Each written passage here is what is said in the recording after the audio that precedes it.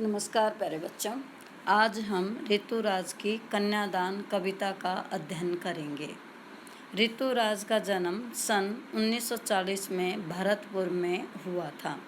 राजस्थान विश्वविद्यालय से उन्होंने अंग्रेजी में एमए किया था।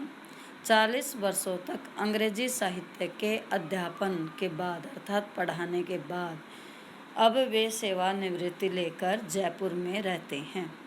उनके अब तक 8 कविता संग्रह प्रकाशित हो चुके हैं, जिनमें एक मरण धर्मा और अन्य पुल पर पानी, सूरत नीरत और लीला मुखार बिंद प्रमुख हैं। उन्हें सोमदत्त परिमल सम्मान, मीरा पुरस्कार, पहल सम्मान और बिहारी पुरस्कार मिल चुके हैं। अर्थात इन पुरस्कारों से वे नवाजे गए हैं। ये पुरस्कार उन्हें मिले हैं। मुख्य धारा से अलग समाज के हाशिए के लोगों की चिंताओं को ऋतुराज जी ने अपने लेखन का विषय बनाया है। उनकी कविताओं में दैनिक जीवन के अनुभव का यथार्थ है और वे अपने आसपास रोज़मर्रा से घटित होने वाली सामाजिक शोषण और विडंबनाओं पर निगाह डालते हैं। इसी कारण इन्होंने यहाँ कन्यादान कविता रचित की है, जिसमें लड़की की शादी हो गई है, माँ उसकी विदाई कर रही है। विदाई के समय माँ सबसे अधिक दुखी है, क्योंकि माँ को ऐसा लग रहा है कि जो एकमात्र सहारा उसकी बेटी थी, उसके दुख सुख में साथ देती थी, उसकी भावनाओं को समझती थी, आज वह भी उसे छोड़कर जा रही है। इस कविता में माँ बेटी को स्त्री के परंपरागत आदर्श रूप से हटकर सीख दे रही है। वह समाज से अपनी बेटी को सचेत कर रही है, या यूँ कहें पुरुष की कुटिलता से सचेत कर रही है।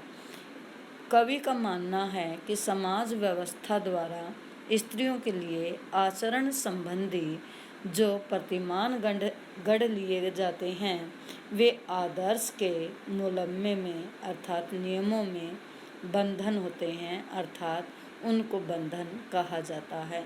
इसी कारण माँ अपनी बेटी की विदाई के समय बेटी को शिक्षा देती है कि तुझे साहसी और निडर बनकर जीवन जीना है, अपनी सुंदरता पर कभी भी घमंड नहीं करना है और जीवन में आने वाली समस्याओं को देखकर दुखी नहीं होना है, हार नहीं माननी है, बल्कि साहसी निडर बनकर अपना जीवन व्यतीत करना है।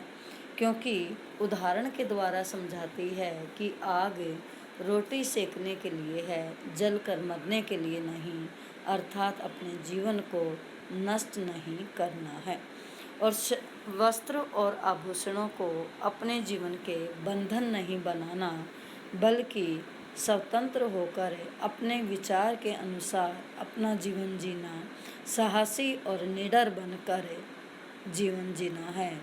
लड़की तो होना अर्थात लड़कियों के गुणों को तो अपनाना, पर उन गुणों को कभी भी कमजोरी मत बनने देना, क्योंकि कमजोरी बनने से समाज में लड़की का या ससुराल वाले लड़की का शोषण करते हैं, लड़की को दुख झेलने पड़ते हैं।